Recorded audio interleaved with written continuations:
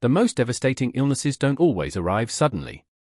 Some are passed down quietly, folded into family lines so tightly that no one notices until the damage becomes impossible to ignore. In rural Alabama, where dense forests press inward and fog settles low in the valleys, there are stories that never made the history books. Stories rooted in isolation, in blood, in silence. North of the main roads, beyond where development slowed and eventually stopped, lies a secluded place known locally as Pine Hollow. The land there resisted the sweeping changes that reshaped much of America after World War II. By the late 1950s, Pine Hollow remained cut off, geographically, socially, and culturally, from the modern world, forming beyond its tree-lined ridges. Tucked between jagged rock faces and thick stands of oak and pine, generations of the Blackwood family had settled deep into the hollow.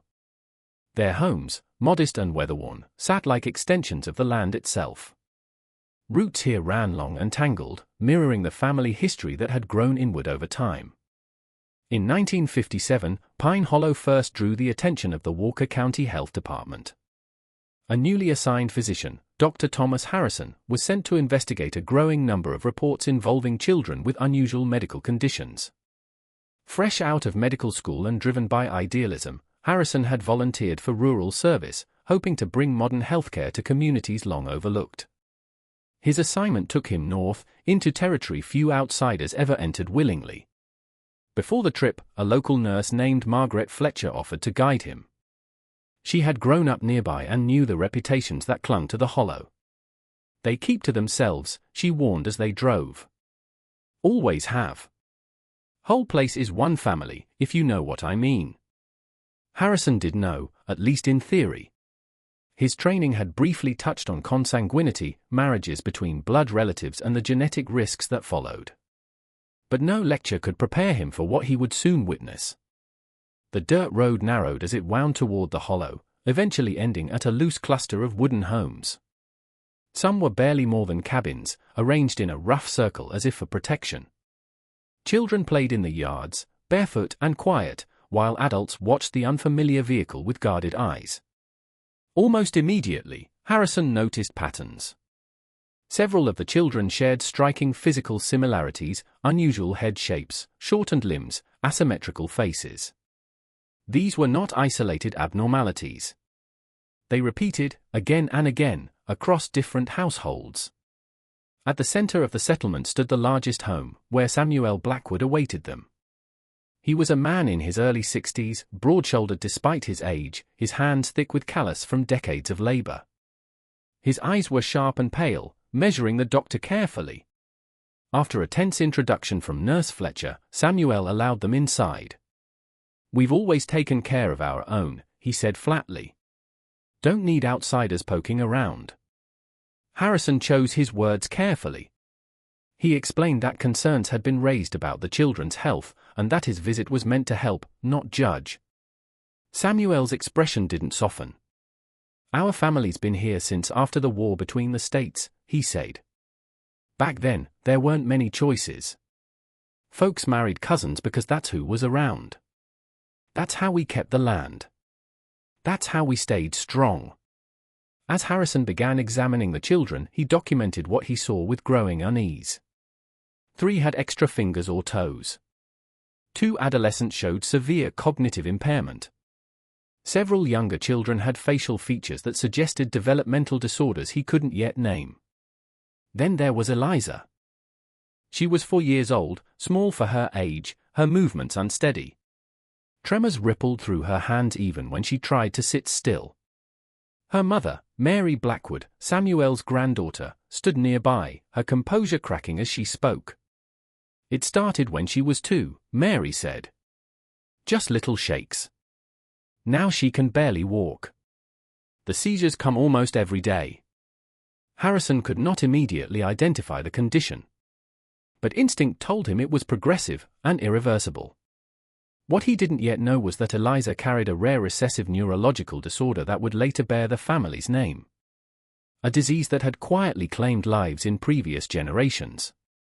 One that would take Eliza before she reached her 8th birthday. That first day in Pine Hollow revealed something far more troubling than isolated illness. The patterns Harrison observed pointed to generations of intermarriage. Over the years that followed, he would map the Blackwood family tree in meticulous detail, uncovering repeated cousin unions and even marriages between uncles and nieces. Pine Hollow was not just isolated, it was genetically sealed. Geography had limited outside contact. Cultural rules discouraged marrying outsiders. Together, they formed a closed system where recessive genetic traits didn't fade, they multiplied. As Harrison prepared to leave, Samuel Blackwood fixed him with a long stare. "We know our children aren't right," he said quietly. "But they're ours. And we love them. Whatever you think about our ways, don't forget that." That night, back in his small office in Jasper, Harrison opened a case file that would consume the next 5 years of his life. He knew the science behind what he had seen: defective genes inherited from both parents, far more likely when bloodlines fold inward. What his education hadn't prepared him for was the human cost. Over the coming months, Harrison would identify at least 17 hereditary conditions within the extended Blackwood family alone. Many had gone untreated for generations, explained away through superstition, resignation, or folk remedies passed down alongside the illnesses themselves. And Pine Hollow, he soon learned, was only the beginning. As the months passed, Dr. Harrison's work spread beyond the boundaries of Pine Hollow. What began as a single troubling visit soon unfolded into something far larger. The Blackwood family was not an anomaly, it was a warning. By early 1958, Harrison had documented dozens of abnormalities across the extended family. Some were subtle. Others were devastating. Taken together, they formed a pattern too consistent to ignore. The isolation of Pine Hollow had created a closed genetic loop, one where harmful traits no longer diluted with time but resurfaced with increasing frequency. Winter had driven Harrison indoors, burying him in medical journals and correspondence. He traveled to the University of Alabama Medical Center, where the genetics department, still a young discipline, was beginning to take shape. There, he shared his observations with Dr. Eleanor Wright, one of the few female geneticists practicing in the South at the time. "What you're describing," Wright told him after reviewing his notes, "fits what we're seeing in other isolated populations. But the severity here, this is multi-generational. That's what makes it so destructive." Armed with new diagnostic frameworks and a clearer sense of direction, Harrison returned to Pine Hollow in the spring. This time, he did not come alone. With him were a photographer to document physical traits and a laboratory technician to collect blood samples, tools rarely seen in places like this. The Blackwoods were hesitant at first. But small gestures of care, anti-seizure medication for Eliza, treatment for chronic infections, began to soften their resistance. Slowly, doors opened. It was during this second phase of the study that Harrison encountered the Jensen brothers. Richard and Michael Jensen lived on the edge of the hollow, connected to the Blackwoods through their mother's bloodline. At 9 and 7 years old, the boys already moved cautiously, their steps measured even in daylight. Their mother, Ellen Jensen, explained it plainly. "It started with Richard," she said. "He kept running into things at dusk. We thought he just wasn't paying attention. Then Michael started doing the same." Harrison recognized the signs immediately. Night blindness. Gradual narrowing of vision. An inevitable descent toward darkness. In his notes, he identified the condition as retinitis pigmentosa, a hereditary degeneration of the retina. The diagnosis carried grim certainty.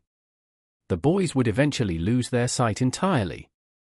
Ellen's marriage to James Jensen, her second cousin, had unknowingly combined two branches of an already interwoven family tree.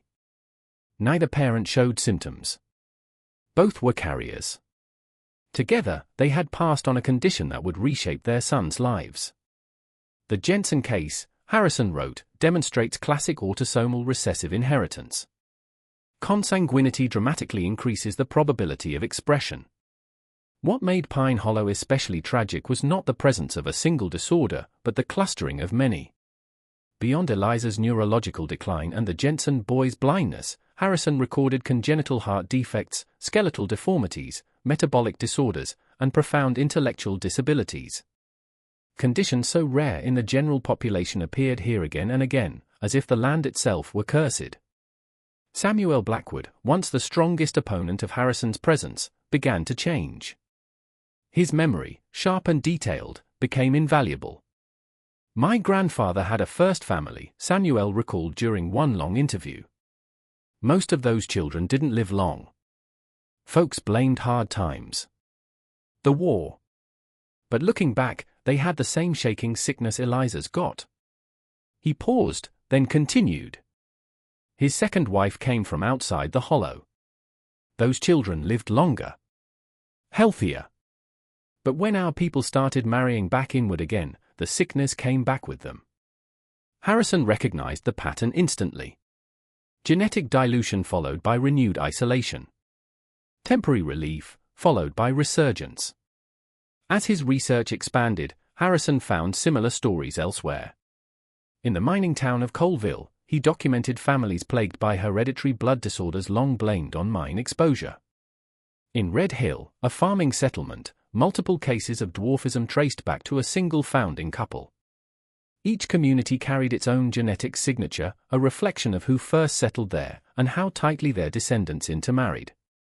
By late 1958, Harrison felt confident enough to publish. His paper, Hereditary Disorders in Isolated Rural Populations of Northern Alabama, outlined 27 distinct genetic conditions across 5 communities. In some, as many as 2/3 of marriages were between close relatives. The response was divided. Some colleagues dismissed his conclusions as alarmist, insisting that modernization would naturally dissolve such practices. Others acknowledged the findings but questioned whether intervention was appropriate. Dr. Wright stood firmly beside him. "These are not curiosities," she argued during a county health meeting. "They are predictable outcomes of isolation. Ignoring them won't make them disappear." Meanwhile, the human toll deepened. The Jensen boys were pulled from school after relentless teasing. "Bat boys," other children called them.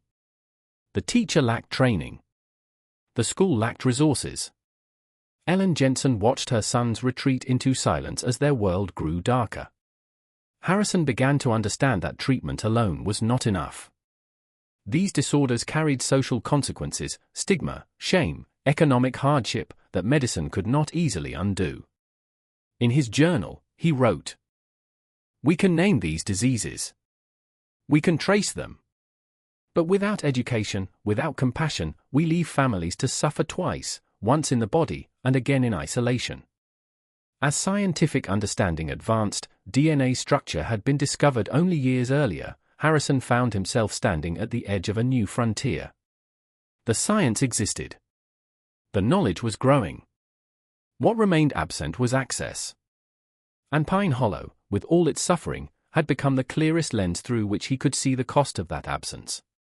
By the summer of 1959, the weight of Dr. Harrison's findings could no longer be contained within medical files and quiet examinations. The consequences of isolation were now visible in nearly every branch of the Blackwood family. What had once been whispered as bad luck or God's will was beginning to take shape as something far more concrete and far more unsettling. Eliza's condition deteriorated rapidly. Despite medication meant to control her seizures, her body continued to fail her. She stopped recognizing familiar faces. Her balance vanished. Her words faded into incoherent sounds. The once lively child became still, trapped behind eyes that no longer followed movement. During one visit, Mary Blackwood broke down. "She looks right through me now," she said, her voice cracking. "Like I'm already gone." Harrison knew what the family did not yet fully understand. The disorder, later classified as a hereditary neurodegenerative disease specific to the Blackwood lineage, had reached its terminal phase. Protein deposits were choking the blood vessels in Eliza's brain, causing repeated strokes. There was no cure. No reversal. On the porch of the main house, Samuel Blackwood sat in silence, the weight of generations pressing into his hunched shoulders. When Harrison prepared to leave that day, Samuel spoke. "I need you to explain this," he said. "Not in doctor words. In plain language. So our people can understand." It was a turning point. Rather than challenge family authority within the home, Harrison proposed a gathering at the small Baptist church that served Pine Hollow. Neutral ground. Familiar ground. A place where hard truths could be spoken without accusation. Word spread quickly. When the evening came, the pews filled not only with Blackwoods, but with members of connected families from nearby hollows, people who had lost children, siblings, cousins, without ever knowing why. Harrison stood before them with hand-drawn charts. No medical jargon. No lectures. Each of us, he began, carries broken instructions inside us. Most never cause harm because we marry people whose instructions are different. They cover for hours. He paused, letting the room settle. But when cousins marry, they often carry the same broken instructions from the same grandparents. And when a child gets 2 copies, there's no backup. The silence was heavy. Then Rebecca Blackwood stood. At 34, she had buried 3 children, each dying before their 5th birthday. She did not cry as she spoke. "If what you're saying is true," she said, "then my husband and I caused our children suffering just by following what we were taught." Harrison answered carefully. "You couldn't have known. This isn't blame. It's knowledge. And knowledge gives future generations choices you didn't have." The room shifted. Stories spilled out, unexplained deaths, babies who never thrived, children who shook, wandered, or failed to grow. Patterns once dismissed as coincidence began to align. The tradition that had preserved land and family unity had also concentrated disease. If you're still following this story, leave a comment saying, "I can't believe this happened in America." For younger members of the community, the revelation brought immediate conflict. Engagements between cousins were suddenly questioned. Long-standing expectations clashed with fear. After the meeting, 19-year-old Daniel Blackwood approached Harrison privately. "Sarah and I were supposed to marry next spring," he said. "She's my second cousin. Her brother has a twisted foot. My sister lost 2 babies. Are we doomed if we marry?" Harrison could not offer certainty. In 1959, carrier testing did not exist. Risk could only be estimated. The closer the blood relationship, he explained, the higher the chance. First cousins share about 1/8 of their genes. Daniel nodded, the weight of probability settling heavily on hope. But tradition was not the only force at play. Land ownership tied families together as tightly as blood. Carefully arranged marriages had kept property intact for generations. Marrying outside the family threatened to fracture the only economic foundation Pine Hollow had. Samuel voiced this fear openly. "These kids can't just go find someone in the city," he said. "This land feeds us.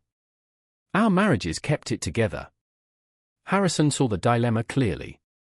Science alone could not untangle it. As his work expanded into other communities, Morgan Creek, Cedar Junction, Mayfield, the same forces repeated themselves. Physical isolation. Poverty. Limited education. Cultural pressure to keep family close. The disorders changed. The structure did not. Rather than condemning tradition, Harrison adapted his approach. He began working with public health nurses and county agents, developing education that respected economic reality while explaining medical risk. Slowly, change began, not in sweeping reforms, but in individual decisions. Young people sought work in nearby towns. Families organized shared gatherings with neighboring communities. The walls of isolation began to thin. For the older generation, understanding brought a different pain, the realization that love and loyalty had unintentionally caused harm. "I did what my father taught me," Samuel told Harrison during Eliza's final weeks. "Never thought I was passing sickness along with the Blackwood name." Eliza died in August 1959. Her funeral gathered relatives from branches long separated by distance and time. Harrison watched grief soften into resolve. The hollow did not close itself off. Instead, something shifted. In his journal, Harrison wrote, "The Blackwoods stand between tradition and truth. Their willingness to face both offers a fragile but real hope. By the time autumn settled over northern Alabama in 1960, Dr. Harrison's work had grown far beyond Pine Hollow. What began as a single-family study had expanded into a regional examination of isolation itself, how geography, poverty, and tradition could quietly shape the health of entire populations. Winter rains had turned Pine Hollow nearly inaccessible, yet Harrison stayed connected through weekly radio calls to the general store, the Hollow's fragile link to the outside world. The reports he received reflected both progress and contradiction. Daniel Blackwood had delayed his marriage and left for Birmingham, finding work in a steel mill. 2 other young men followed similar paths, drawn by wages and the possibility of a wider world. Distance, Harrison observed, was doing what education alone could not, breaking genetic loops. But for every family that reached outward, another withdrew deeper into the hollow. Economic hardship forced some to rely even more heavily on shared land and kinship, reinforcing the same patterns that had caused the damage in the first place. As Harrison compiled data across 12 isolated communities, stark differences emerged. In areas near mining or manufacturing centers, young people increasingly married outside their bloodlines. In purely agricultural settlements, where land was collectively held and mobility limited, consanguineous marriages remained common despite growing awareness of genetic risk. The consequences were measurable. Communities with higher rates of cousin marriage showed consistently higher incidences of recessive disorders. Some conditions appeared nowhere else, confined to specific family lines, what geneticists would later describe as founder effects. The Blackwood neurological disorder, now documented in 16 cases across 4 generations, was only one example. Harrison's collaboration with Dr. Wright deepened. Together, they cross-referenced medical records, death certificates, and oral histories, constructing detailed pedigrees that trace disease transmission through time. These disorders don't appear randomly, Wright explained during a review session. They wait. Hidden. Until 2 carriers inherit the same instructions from shared ancestors. Harrison saw the human cost behind every chart. In Mayfield, 3 families lost children to a rare blood disorder causing severe anemia and infections. In Colville, a skeletal syndrome, introduced by a single founding carrier, had spread through decades of intermarriage. Each community bore its own genetic fingerprint. But the damage extended beyond bodies. Families faced stigma fueled by folklore. Birth defects were whispered about as punishment. Mothers were blamed. Children were hidden. Martha Jenkins, whose daughter suffered from brittle bone disease, spoke quietly during an interview. "They bring food and say they're praying," she said. "But they look at her like she's proof of something we did wrong." Harrison recognized that correcting misinformation was as important as medical intervention. Working with teachers, clergy, and nurses, he helped develop materials that addressed both science and superstition, explaining inheritance while dismantling harmful myths. By spring of 1960, his approach shifted again. Rather than focus solely on discouraging cousin marriage, Harrison helped create broader social connections between communities. Monthly gatherings rotated among settlements, offering education alongside shared meals, music, and conversation. These events weren't framed as medical interventions. They were framed as opportunities. Samuel Blackwood, once deeply skeptical, offered the Pine Hollow Schoolhouse as a venue. Families from 3 neighboring hollows attended. For the first time in generations, young people met peers who shared their culture, but not their bloodlines. Change arrived quietly. When Daniel Blackwood returned from Birmingham with a fiancée unrelated to the family, it marked a significant rupture in tradition. When Ruth Blackwood began courting someone from Bell Creek, it signaled something smaller, but equally important. Progress, Harrison realized, would be measured in individual choices, not sweeping reform. Still, economic reality pushed back. Young women faced stricter expectations and fewer opportunities to leave. Cousin marriages remained more common among female family members, perpetuating risk in certain branches. In a presentation to state officials, Harrison made his position clear. "Consanguinity in rural communities isn't just tradition," he said. "It's survival. Until economic alternatives exist, these patterns will persist."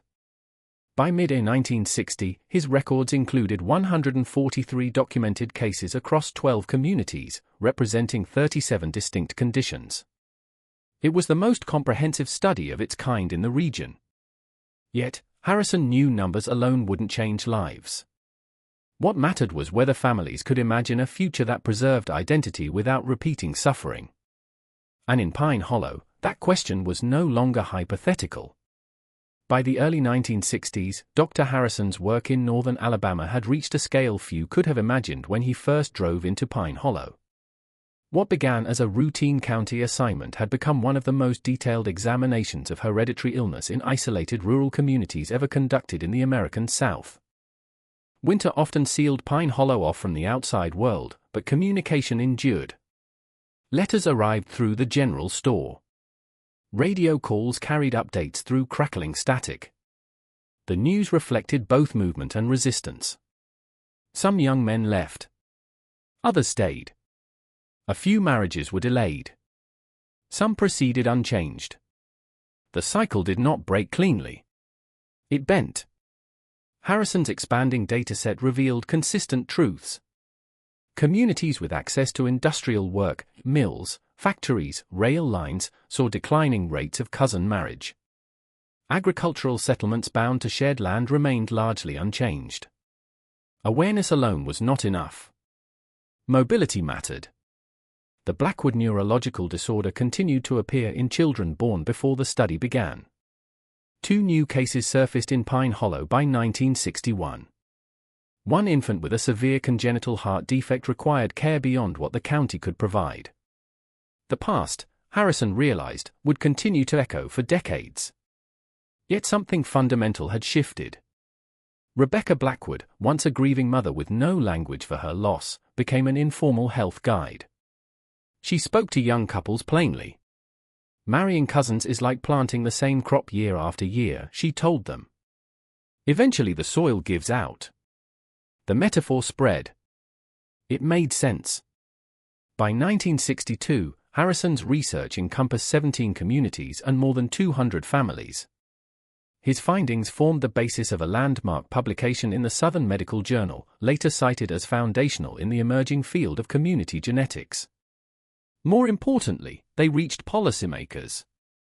The Alabama Department of Public Health quietly introduced basic genetic counseling into rural programs. County nurses were trained to recognize hereditary patterns.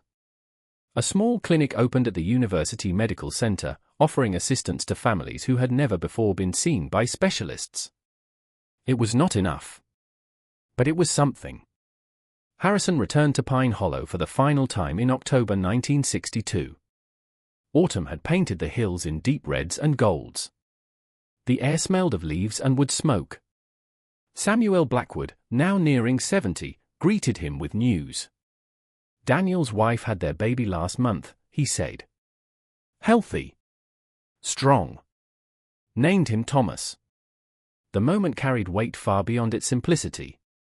A Blackwood child born outside the closed loop. A future rewritten, one birth at a time. Since the study began, 16 Blackwood descendants had married.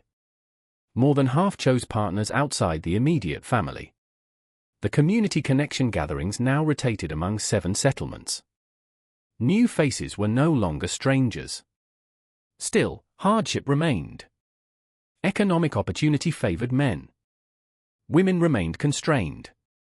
Cousin marriages continued in some branches. Genetic disorders born of past isolation did not disappear overnight. During his final visit, Harrison examined 3 new children showing early signs of inherited conditions. Progress did not erase consequence.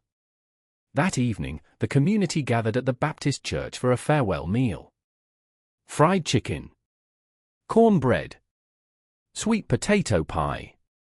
Children Harrison once examined as infants ran between pews. Samuel presented him with a hand-carved walking stick made from pine harvested in the hollow. "You came asking questions we didn't want to hear," he said. "You leave as someone who helped us see what was already in our blood." In his journal that night, Harrison wrote, "This is not a story of ignorance defeated by science. It is a story of people finding ways to adapt without abandoning who they are. Rebecca Blackwood offered a final reflection. Maybe our ways were right for their time, she said. Maybe they just lived longer than they were meant to. Harrison presented his full findings later that year in New Orleans. 37 genetic disorders. Elevated rates tied directly to isolation and intermarriage. A framework for intervention grounded not in condemnation, but understanding. By 1970, follow-up assessments would show declining consanguinity rates across all study communities. Transportation improved. Education expanded. Isolation loosened its grip. Samuel Blackwood did not live to see the full transformation. He died in 1966, having witnessed the birth of 5 great-grandchildren untouched by the disorders that once haunted his family name. Pine Hollow remained. But it no longer stood alone. The legacy of consanguinity lingered, carried silently through genes yet unexpressed. But the cycle of ignorance had been broken. This was the cost of isolation. And this was the power of connection. If you stayed with this story until the end, leave a comment saying, "I watched till the end." Subscribe for more hidden histories that shaped lives in ways most of us never see.